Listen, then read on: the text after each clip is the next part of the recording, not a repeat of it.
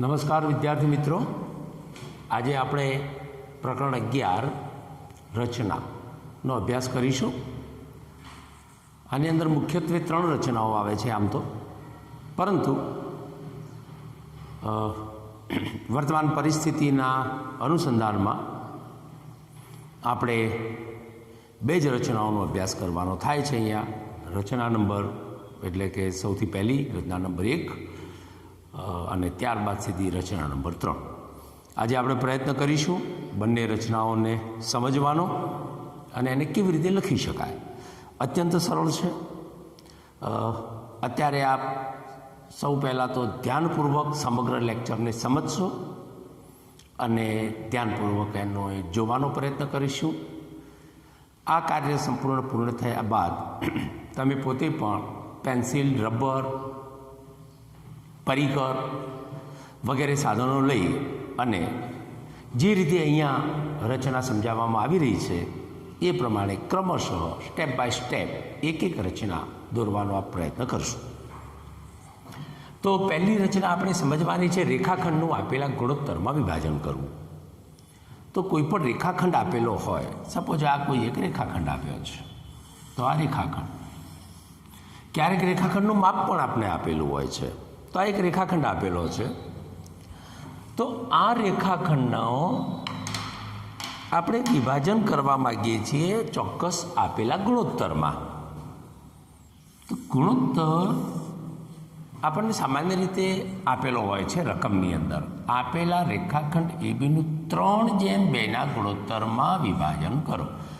આ 3:2 હોઈ શકે, 2:5 હોઈ શકે, 5:4 હોઈ શકે, 5:3 હોઈ શકે, કોઈ પણ ગુણોત્તર હોઈ શકે.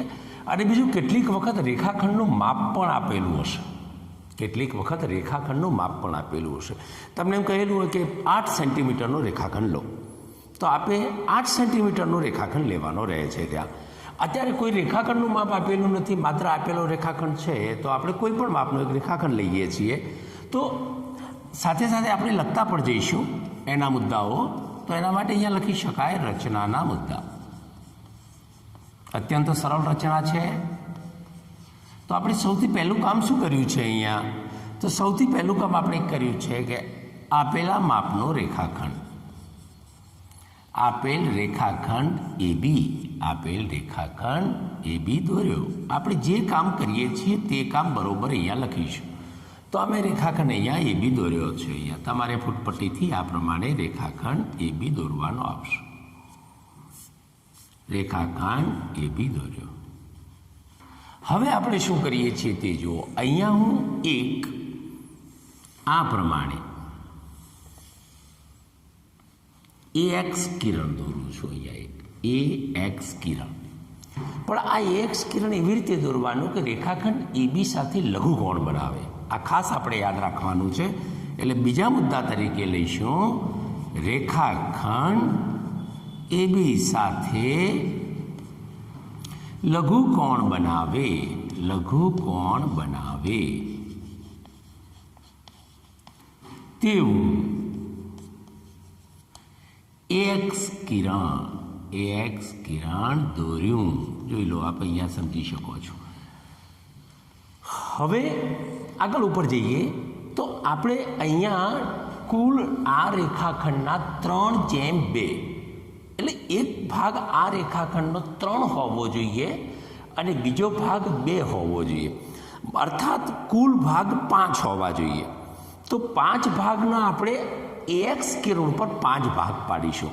તો આપણે શું કરવાનું છે? પરિકર લઈ એની સાથે પેન્સિલને ફિટ કરવાની છે અને ત્યારબાદ અહીંથી એક ચોક્કસ માપ લેવાનું છે. એ માપ લઈ અને આ પ્રમાણે અહીંયા 5 આપે વર્તુળ દોરવાના, અર્થાત ચાપ દોરવાના છે. 1, 2, 3. આ માપ બદલાવવું ન જોઈએ, આ માપ બદલાવવું ના જોઈએ, ખાસ ખબર રાખજો. 4 and 5. તો આ રીતે આપણે 5 ચાપ અહીંયા મારવાના આવશે. આ પ્રમાણે 5 ચાપ લાગશે. આપ બરોબર ધ્યાનપૂર્વક જોજો. અને દરેક ચાપને A1, A2, A3, A4 અને A5 આવી રીતે આપણે નામ આપી દઈએ છીએ. તો આપણે શું કર્યું તે અહીંયા લખવું પડશે. તો 3. તો એક્સ કિરણ પર આપણે આ કામ કરીએ છીએ. એક્સ કિરણ પર એક્સ કિરણ પર આપણે શું કર્યું?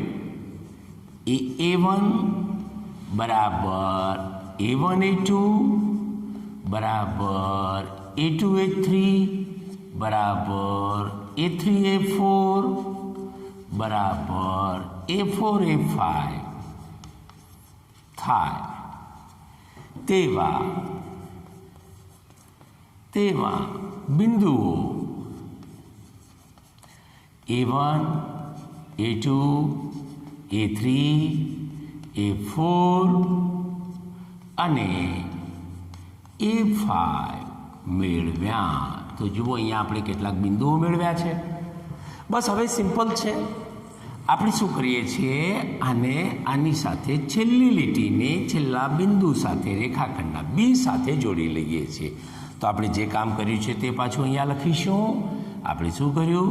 BA5 રેખાખંડ દોર્યો. BA5 આટલા સુધી બહુ ધ્યાનપૂર્વક સમજજો. હવેની પ્રક્રિયા આપણે થોડી વિશેષ ધ્યાન આપવાનું છે અને બરોબર સમજવાની છે. જો મારે 3:2 ગુણોત્તરમાં વિભાજન કરવું છે તો 3 ગુણોત્તર એટલે 1, 2 અને 3. મારે શું કરવું છે? અહીંયા એક આ જે BA5 છે એને બિલકુલ સમાંતર અહીંયા એક રેખાખંડ દોરવો છે. આ રેખાખંડ BA5ને સમાંતર આવવો જોઈએ. તો આપણું કામ થઈ જશે. 1, 2 અને 3 ભાગ, 1 અને 2 ભાગ. ધારો કે 4:5ના ગુણોત્તરમાં કહ્યું હોત તો અહીંયા 4 ભાગ સુધી જાત અને અહીંયા 5 ભાગ સુધી જવું પડતું. 5 ને 4 9 ભાગ એમાં લેવા પડે. ચલો અત્યારે આની આપણે વાત કરીએ છીએ દોસ્તો. તો 3:2નો ગુણોત્તર જોઈએ છે તો 1, 2, 3 આ 3 ભાગ અને 2, 1 અને 2. તો 3:2ના ભાગ અહીંયા જે ગુણોત્તર જોઈએ છે એટલા ભાગ અહીંયા પાડવા પડશે તમારે. આ વાતને બહુ સ્પષ્ટપણે આપણે સમજી લેવાની રહે છે. હવે અહીંયા મારે આને સમાંતર રેખા દોરવાની છે. તો હું બહુ સ્પષ્ટપણે પહેલાંથી લખી દઉં છું. કેવી રીતે દોરવી આપણે જોજો. BA5 જે રેખાખંડ છે ને સમાંતર જો તમે અહીંયા કિરણ પણ દોરી શકો છો. અને આ પ્રમાણે A3P સમજો. આપણે ત્યાં P નામ આપીશું એટલે અત્યારથી લખી દઈએ છીએ A3P કિરણ. અથવા તમે આને રેખાખંડ પણ રાખી શકો છો. અહીંયા રેખાખંડ પણ આવશે A3P. કોઈ પણ લખો, કોઈ ફરક એનાથી પડતો નથી. રેખાખંડ BA5ને સમાંતર A3P દોર્યો. ધ્યાન આપીશું. હવે દોરવાનો પ્રયત્ન કરીએ છીએ A3P. 3 કેમ લીધા એ તમે બરોબર સમજો. 3:2 માટે અહીંયા 3 લીધા છે. હવે આ કેવી રીતે દોરાય? તો આપણે હવે લેવું પડશે આપણું પરિકર, પેન્સિલ. તો બરોબર ધ્યાનથી જોજો. જો ન સમજણ પડે તો 2 વાર વિડીયોને રિવર્સ કરી બેક જઈ અને 2 વાર તમે આ જોવાનો પ્રયત્ન કરજો. તો પહેલાં A5 ઉપર આપણે અનુકૂળતા પ્રમાણે A5 ઉપરથી એક ચાપ આ રીતે મારીશું. અહીંયા જોઈ લો બરોબર. A5 ઉપરથી આ પ્રમાણે એક ચાપ મારીશું. જે ચાપ આ પ્રમાણે આવશે. જોઈ લો.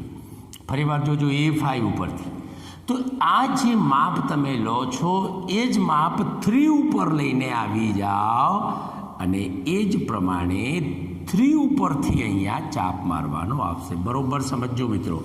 ફરીવાર જોજો. પહેલાં A5 ઉપરથી આપણી અનુકૂળ ત્રિજ્યા પ્રમાણે એક ચાપ મારીશું. એ જ માપ લઈને 3 ઉપર આવી જઈશું. આ જ માપથી અહીંયા પણ આપણે ચાપ મારીએ છીએ. તે આ બરોબર ધ્યાનથી સમજજો. અને ત્યારબાદ જે આ માપ છે જોઈ લો. અહીંયાથી અહીં સુધીનું આ માપ છે. આપ જોઈ શકતા હશો. આ માપ જે આપણને પ્રાપ્ત થાય છે, ફરીવાર જુઓ. આ માપ આ આપણો પરિકરનો પોઈન્ટ છે અને આ આગળી એ પેન્સિલ છે એમ તમે સમજી અને ચાલો છો. તો આ પરિસ્થિતિનું જે નિર્માણ થાય છે બિલકુલ આ માપ લઈ અને આપણે અહીંયા આવીએ છીએ. અહીંયા એક ચાપ આપણે એ જ પ્રમાણે મારીશું. જોઈ લો, આ એ જ પ્રમાણે આપણે ચાપ મારી દીધો. બિલકુલ આ માપ લઈને આપણે જઈશું. મતલબ જો આ BA5ને સમાંતર રેખા દોરવી હોય તો આ જ પદ્ધતિ આપણે અપનાવવાની થાય છે. માટે જ્યારે પણ સમાંતર રેખા દોરવાની આવે ત્યારે આ પદ્ધતિનો આપ ઉપયોગ કરી શકો છો. ફરીવાર જોઈ લઈએ. A5 ઉપરથી આ પ્રમાણે ચાપ મારી અને A3 ઉપર આવી ગયા. A3 ઉપર કેમ આવ્યા? આપણે 3:2નો ગુણોત્તર જોઈએ છે એટલા માટે A3 ઉપર આપણે આવીએ છીએ. તો A3 ઉપરથી ચાપ માર્યા બાદ આ જે લંબાઈ છે ચાપની, આ જે ચાપની લંબાઈ છે એ લંબાઈ લઈ અને આપણે અહીંયા આવી જઈએ છીએ અને આના ઉપર આ રીતે ચાપ મારીએ છીએ. હવે જો A3ને આ બિંદુ સાથે જોડી દેવામાં આવે, A3ને, તો બિલકુલ આ બિંદુ જે જગ્યાએ અહીંયા આવે છે એને P નામ આપી દઈએ આપણે, તો એને સમાંતર રેખા મળી જશે. તો A3P દોર્યો, A3P દોર્યો. આમ બિંદુ PA, બિંદુ PA રેખાખંડ ABનું 3:2ના ગુણોત્તરમાં વિભાજન કરે છે. તો આપને એવું બિંદુ પ્રાપ્ત થઈ ગયું છે કે જે રેખાખંડ ABનું 3:2ના ગુણોત્તરમાં વિભાજન કરે. 3:2 કેમ થયો? તો અહીંયા A થી A3 એટલે 1, 2 અને 3, તો આ 3 ભાગ થયા છે અને 1 અને 2 એટલે આ 2 ભાગ થયા છે. તો 3:2ના ગુણોત્તરમાં વિભાજન કરી શકાય છે અને વિભાજન કરતું બિંદુ પણ આપણે પ્રાપ્ત કરી શકીએ છીએ. વેલ, આ એક અત્યંત સરળ રચના છે. રેખાખંડનું આપેલા ગુણોત્તરમાં વિભાજન કરવું પરીક્ષામાં પૂછાય છે. એક રચના અવશ્ય પરીક્ષામાં પૂછાય છે. તમારે ખાસ કરીને 2 રચના અને સ્વાધ્યાયમાં આવતી 4 બીજી રચનાઓ એ તૈયાર કરવાની રહેશે. તો તમને સામાન્ય રીતે 4 ગુણમાં પૂછાતી રચનાના 4 ગુણ બોર્ડની પરીક્ષામાં પ્રાપ્ત થઈ શકે છે. માટે આને નજરઅંદાજ ન કરતા બરોબર આની પ્રેક્ટિસ કરવી અત્યંત જરૂરી છે. વેલ, આપ આપની નિયમની નોટમાં રચના 11.1 કરી અને આ વિગત અને આ બાજુમાં આકૃતિ આપે વ્યવસ્થિત રીતે માપ લઈ અને દોરવા માટે પ્રયત્ન કરવાનો છે. આપ એની પ્રક્રિયા શરૂ કરી શકો છો.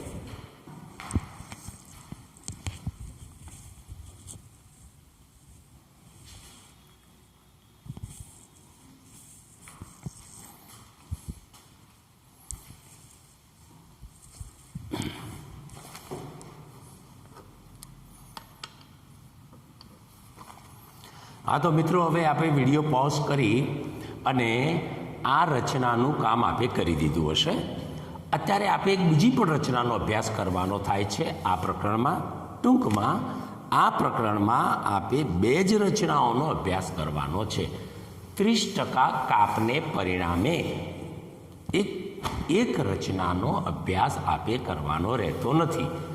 એટલે આ પ્રકરણમાં કુલ 2 જ રચનાઓ અને એના ઉપર આધારિત દાખલાઓ આપે ગણવાના આવે છે. સૌ પ્રથમ આપ આ 2 રચનાઓનો બરોબર અભ્યાસ કરી લેશો, એની બરોબર પ્રેક્ટિસ કરી લેશો. સાથે સાથે જુદા જુદા માપના ખૂણા દોરવાની પ્રેક્ટિસ જે ધોરણ 9માં આપે કરેલી છે એ પણ પ્રેક્ટિસ આપે કરવાની થાય છે. જે આપણે પ્રેક્ટિસ ધોરણ 9ના આધારે કરવાની રહેશે. વેલ, અત્યારે આપણે બીજી રચના તરફ જઈએ છીએ અને બીજી રચના છે, આપ જોઈ શકો છો પાન નંબર 193 ઉપર 193, પાન નંબર 193 ઉપર જે રચના છે 11.3 આ રચના આપણે દોરવાની થાય છે. એ છે વર્તુળના, બહુ સરળ રચના છે. વર્તુળના બહારના બિંદુમાંથી, વર્તુળના બહારના બિંદુમાંથી વર્તુળના સ્પર્શકની રચના કરવી. વર્તુળના સ્પર્શકની રચના કરવી. અત્યંત સરળ રચના છે આ પણ. તો અહીંયા આપણે એક ઉદાહરણ લઈએ પહેલાં, અને આ ઉદાહરણનો આપણે અભ્યાસ કરવાનો પ્રયત્ન કરીશું. તો અહીંયા તમને સીધું પરીક્ષામાં આમ પણ લખીને આપી દીધેલું હોઈ શકે છે કે વર્તુળના બહારના બિંદુમાંથી વર્તુળના સ્પર્શકની રચના કરો. આટલું સિમ્પલ પણ લખીને તમને આપી દે છે. કદાચ આ રીતે પણ લખી શકે કે પી કેન્દ્રિત, આમ પણ હોઈ શકે પી કેન્દ્રિત વર્તુળનું બહારનું બિંદુ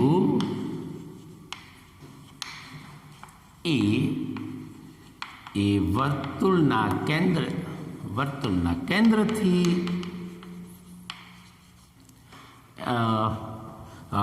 પી કેન્દ્રિત વર્તુળ માટે તમને કેટલીક વાર ત્રિજ્યા પણ આપી શકે છે, કોઈ વાર ત્રિજ્યા ન પણ આપે આપણને.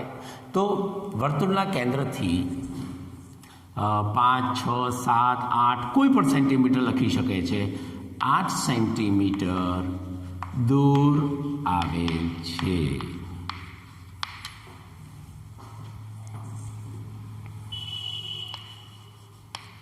આ બિંદુ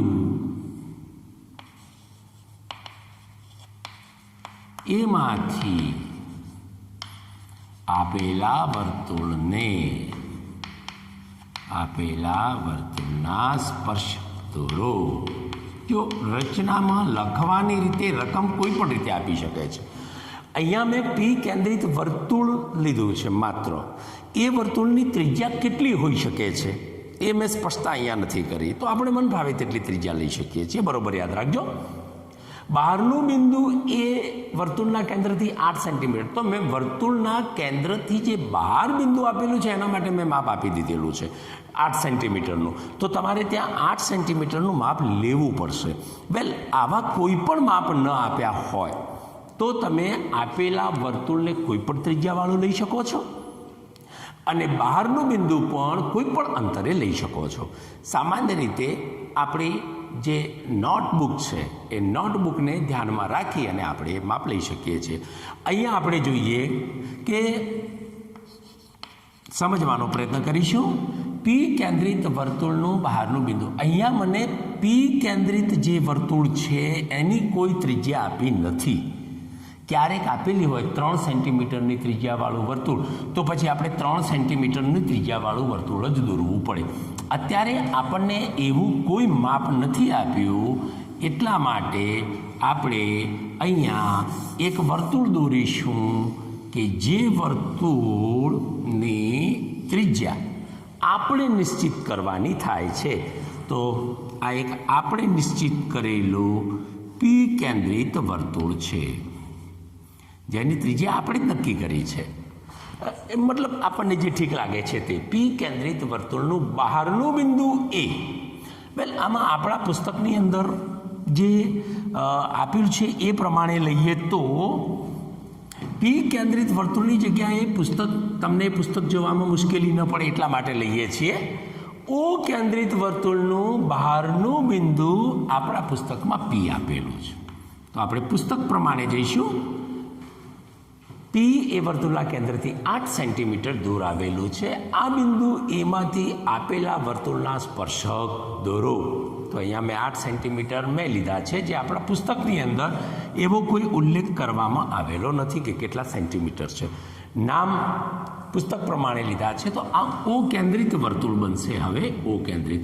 હવે જો તમારે સીધી પટ્ટી એટલે ફૂટ પટ્ટી લેવી પડશે, અને એ સ્કેલ પ્રમાણે અહીંથી 8 સેન્ટીમીટર દૂર, અહીંથી તમારે બરોબર 8 સેન્ટીમીટર, સમજો એ 8 સેન્ટીમીટર આટલા સુધી થાય છે તમારે જ્યાં થતા હોય ત્યાં. તો 8 સેન્ટીમીટર દૂર બહારનું બિંદુ પી. તો આપ અહીંયા જોઈ શકો છો આ બહારનું બિંદુ પી છે. તો આ વર્તુળ આપણને ઓ કેન્દ્રિત આપેલું છે, જેની ત્રિજ્યા આપણને આપી નથી, એટલે આપણી મરજી પ્રમાણે લીધું છે. પણ બીજી બાજુ બહારનું બિંદુ જે પી આપેલું છે તે 8 સેન્ટીમીટર દૂર આપ્યું છે, તો આ ફૂટપટ્ટીથી માપી અને 8 સેન્ટીમીટરે મેં બિંદુ પી લીધું છે, જે આપ જોઈ શકો છો. તો મેં કેટલું કામ કર્યું છે તે આપણે જોઈ લઈએ. તો સૌથી પહેલું કામ આપણે શું કરીશું, તો એક જે ઓ કેન્દ્રિત વર્તુળ આપેલું છે એ આપણે દોરીએ છીએ. આપેલું ઓ કેન્દ્રિત વર્તુળ દોર્યું. ચલો, ઓ કેન્દ્રિત વર્તુળ જે આપણને આપ્યું છે એ આપણે ઓ કેન્દ્રિત વર્તુળ દોર્યું. બીજો મુદ્દો લીધો છે આપણે 8 સેન્ટીમીટર દૂર આવ્યા છીએ, તો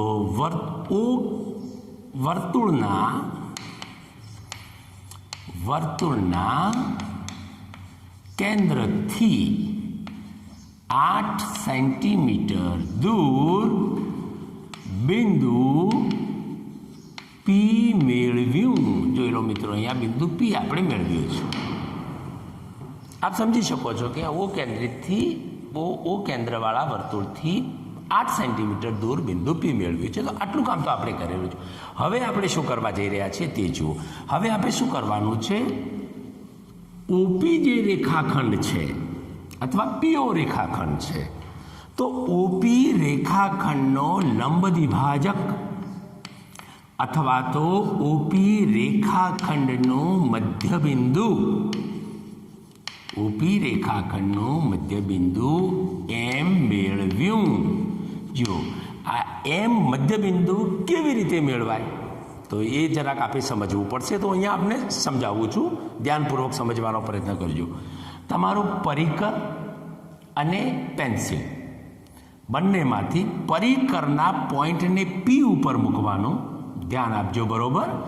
પરિકરના પોઈન્ટને પી ઉપર મૂકીશું અને પેન્સિલને ઓ ઉપર મૂકીશું. ધ્યાન આપજો, પી અને ઓ. તો આ પ્રમાણે આમ મૂક્યા બાદ છેક આ જો લંબાઈ બહુ વધી જતી હોય તો બીજી વસ્તુ પણ યાદ રાખો, આ જે રેખાખંડ છે એની લંબાઈના મધ્યબિંદુ એટલે અડધા કરતાં વધારે અંતર આપ લઈ શકો છો. જુઓ, આ અડધા કરતાં વધારે, લગભગ આનું અંદાજ આપણે મૂકીએ તો અડધું અંતર અહીંયા થાય છે.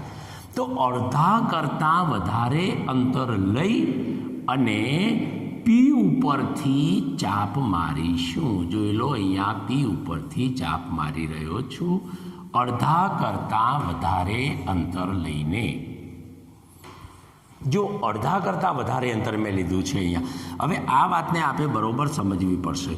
જો ફરીવાર પી ઉપરથી અડધા કરતાં વધારે અંતર લઈ અને મેં આ ચાપ માર્યો છે. ફરીવાર સમજો, જો આપ અડધા કરતાં વધુ અંતર લેવા ન માગતા હોય તો પી ઉપર પોઈન્ટ અને ઓ ઉપર પેન્સિલ, અને જો આપ ચાપ મારશો તો એ ચાપ અહીંયા ઊંચે આવશે, બીજો કોઈ ફરક નહીં પડે એનાથી. એ ચાપ અહીંયા આવી શકે છે, આ ઊંચાઈ ઉપર આવશે. પણ એ લંબાઈ ઘણી વધી જતી હોય તો રેખાખંડનું અંદાજે અડધા કરતાં વધુ. આપ જોઈ શકો છો, મેં અડધા કરતાં વધારે લીધું છે. ચલો, એ જ પ્રમાણે હું અહીંયા નીચે ચાપ એક મારું છું. આપ જોઈ શકો છો, એ જ લંબાઈ, આ જ લંબાઈ અહીંયા આવે છે, એટલે એક ચાપ અહીંયા લાગે છે. આપ સમજી શકો છો, બરોબર? સમજો ધ્યાનપૂર્વક. હવે આ જે પ્રક્રિયા કરી છે એ જ પ્રક્રિયા ઓ બિંદુથી તમારે કરવાની છે. માટે બરોબર સમજો, જે ઓ ઉપર પોઈન્ટ મૂકો, પી ઉપર પેન્સિલ મૂકો અને ફરી પાછો એને ચાપ આપણે મારીશું તો એ ચાપ આ પ્રમાણે આવશે. જરૂર પડે તો ચાપને લંબાવવાનો આવે છે તમારે. ધ્યાન આપજો, આ જે લંબાઈ લીધી છે અને પહેલાં જે ચાપ માર્યો હતો એ લંબાઈમાં કોઈ ફેરફાર કરવાનો નથી, અને અડધા કરતાં વધારે અંતર મેળવી, એ અડધા કરતાં જે વધારે અંતર આપ મેળવો છો એ અંતર આપણે જાળવી રાખવાનું છે બંને ચાપ મારતી વખતે. ઓકે, તો અહીંથી અહીંયા, અને એ જ પ્રમાણે આ જ્યારે નીચે આવશે ત્યારે આ જગ્યાએ એનો ચાપ લાગશે. આપ સમજી શકો છો, બંને બાજુ ચાપ આ પ્રમાણે લાગી શકે. વેલ, હું માનું ત્યાં સુધી આપ સમજી ગયા હશો. આનાથી જે બે ચાપ આપણને પ્રાપ્ત થાય છે એને જો જોડવામાં આવે, આ બંને ચાપને આ પ્રમાણે જોડી દેવામાં આવે તો આ જે બિંદુ આપણને પ્રાપ્ત થશે અહીંયા, એ બિંદુ આપણું એમ બિંદુ છે, એટલે રેખાખંડનું મધ્ય બિંદુ છે. આને લંબ દ્વિભાજક કહી શકાય, ધ્યાન આપજો. પરંતુ આપણે આટલું જ લખીશું, રેખાખંડ ઓપીનું મધ્ય બિંદુ એમ મેળવ્યું તો રેખાખંડ ઓપીનું મધ્ય બિંદુ એમ મેળવ્યું. તો કેવી રીતે એમ મેળવી શકાય છે તે આપ બરોબર ધ્યાનપૂર્વક સમજી ગયા હશો. આપના મગજમાં વાત સ્પષ્ટ થઈ હશે. બરોબર, દરેક મુદ્દાને ધ્યાનથી સમજજો. હવે હું શું કરું છું તે જુઓ. હવે આપની પાસે પરિકર છે, એના પરિકરના પોઈન્ટને એમ બિંદુ ઉપર મૂકી અને ઓ જેટલી ત્રિજ્યા, આ આપની પેન્સિલ છે એમ સમજી લઈશું. ઓ જેટલી ત્રિજ્યા લઈ અને એક આપે વર્તુળ દોરવાનું આવશે. આ પ્રમાણે આપે એક વર્તુળ દોરવાનું આવે છે. ધ્યાન આપો, બરોબર ધ્યાનથી સમજવાનો પ્રયત્ન કરજો આ મુદ્દાને. હું અહીંયા લખું છું. પહેલાં મુદ્દા નંબર 4 અહીંયા લખું છું. જો આને આમ પણ લખી શકાય, ધોરણ 9માં આપ શીખી ગયા છો. વર્તુળ એમઓ દોર્યું. બસ ટૂંકમાં, જો આવું આપણે લખતા ના આવડે તો આપ લાંબુ પણ લખી શકો છો. એમને કેન્દ્ર તરીકે લઈ, એમો જેટલી ત્રિજ્યા લઈ અને એક વર્તુળ દોર્યું. આમ પણ વિસ્તૃત રીતે લખી શકો છો. અને જો આમ ન લખવું હોય તો માત્ર આટલું લખી શકો છો, વર્તુળ એમ કેન્દ્ર છે, આ એમ કેન્દ્ર છે અને એમો જેટલી ત્રિજ્યા લીધી છે. તો વર્તુળ એમઓ દોર્યું. તો આ વર્તુળ જ્યારે એમઓ આ રીતે દોરાય, અહીંયા જોઈ લો આ પ્રમાણે આ વર્તુળ એમઓ દોરાશે. તો આપ જ્યારે દોરશો ત્યારે એકદમ પરફેક્ટ આકૃતિ આપને આવશે, કારણ કે આપે પરિકરથી આ રચના દોરવાની છે. જે રચના હું માત્ર ફ્રી હેન્ડથી દોરી રહ્યો છું, એટલે વર્તુળ પરફેક્ટ ન પણ આવે એ આપ સમજી શકો છો. તો આપ જ્યારે દોરશો ત્યારે આ પરફેક્ટ વર્તુળ આપ પ્રાપ્ત કરી શકશો. એટલે એ ચિંતા આપે કરવાની રહેતી નથી. આપને અહીંયા પરફેક્ટ એક વર્તુળ પ્રાપ્ત થશે. આ પ્રમાણેનું આજે આપણે બીજું વર્તુળ દોર્યું તે આપને બરોબર સમજી લેજો. આ બીજું વર્તુળ દોર્યું તે જ. વેલ ફ્રેન્ડ્સ, તો આ પ્રમાણે જ્યારે તમને એક બીજું વર્તુળ મળી જાય છે, બસ હવે આપણું કામ સરળ થઈ ગયું છે. હવે આપણે શું કરવાનું છે તે મુદ્દો આપણે જોઈએ છીએ. ધ્યાન આપજો. તો પહેલાં સમજી લઈએ છીએ. તો આજે આપણું પી બિંદુ છે, પી બિંદુ. આ પી બિંદુમાંથી આ વર્તુળ જ્યાં છેદે છે તે આપણા પુસ્તકની અંદર ક્યુ અને આર એવા નામ આપ્યા છે. આ નામ આપ્યું છે ક્યુ અને આ નામ આપ્યું છે આર. ક્યુ અને આર. તો આ મુદ્દો આપણે પહેલાં લખી નાખીશું, ક્યુ અને આર. વર્તુળ એમઓ દોર્યું. જે આપણું મૂળ વર્તુળ કયું હતું? ઓ કેન્દ્રિત વર્તુળને ક્યુ અને આરમાં છેદે. જુઓ મિત્રો, એમઓ દોર્યું જે ઓ કેન્દ્રિત વર્તુળને ક્યુ અને આરમાં છેદે. હવે બહુ સિમ્પલ કામ છે. પીમાંથી આપ એક કિરણ અથવા રેખાખંડ અથવા રેખા આ પ્રમાણે આપ દોરી શકો છો. આ રીતે જોઈ લો. અને એ જ પ્રમાણે પીમાંથી જ આરને સ્પર્શ થતી હોય એ રીતે એક રેખાખંડ અથવા કિરણ દોરી શકાય છે. જોઈ લો આ પ્રમાણે બંને બાજુ. આ આપણું બિંદુ પી છે, આપ જાણો છો આ બિંદુ પી છે. તો આપણે અહીંયા શું કર્યું? રેખાખંડ અથવા રેખા કોઈ પણ લખી શકાય છે. રેખા PQ અને રેખા PR દોર્યા જે માગ્યા મુજબના સ્પર્શકો છે, તો જો આ પ્રમાણે આપણે બે સ્પર્શકો દોરી શકીએ છીએ બહારના બિંદુમાંથી. ફરીવાર સમજી લો, આ ઓ કેન્દ્રિત વર્તુળ આપણને આપેલું હતું, આ એનું બહારનું બિંદુ પી છે. તો બહારના બિંદુ પીમાંથી આપેલા વર્તુળને બે સ્પર્શકો દોરવાના હતા.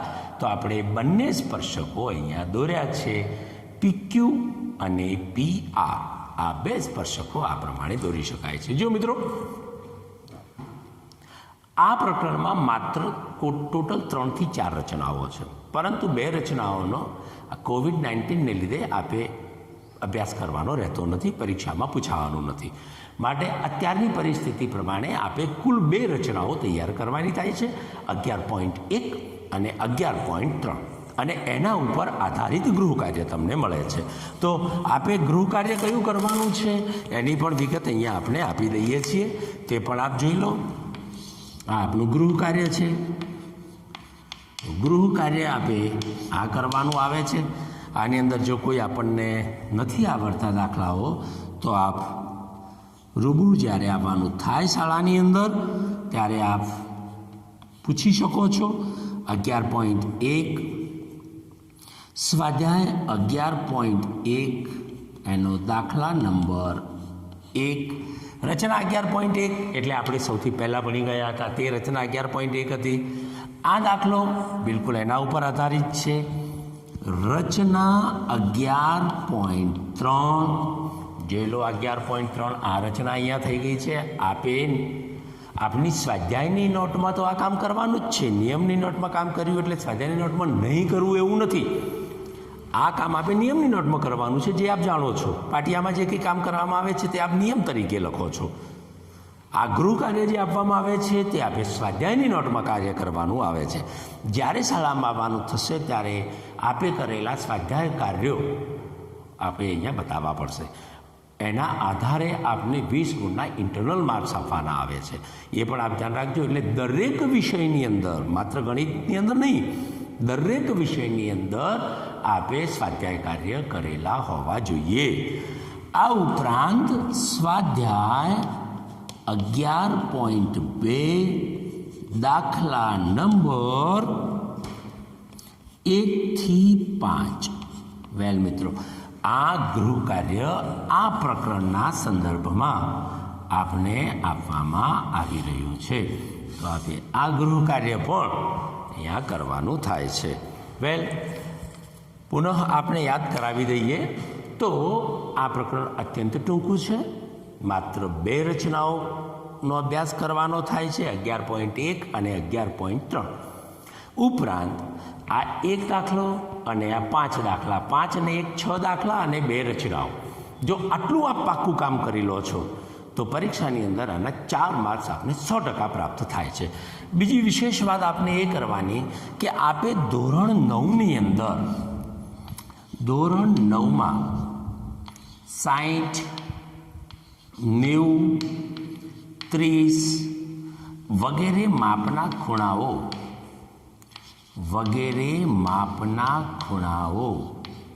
દોરતા શીખેલા છો. આ જે ખૂણાઓ દોરતા શીખેલા છો એની પ્રેક્ટિસ કરવી, કારણ કે એની આપણે જરૂર પડી શકે છે. બાય ધ વે, આ વસ્તુ ધોરણ 9માં આપ શીખી ગયા છો. ધોરણ 9માં 60, 90, 30 વગેરે માપના ખૂણાઓ દોરવાની ધોરણ 9ના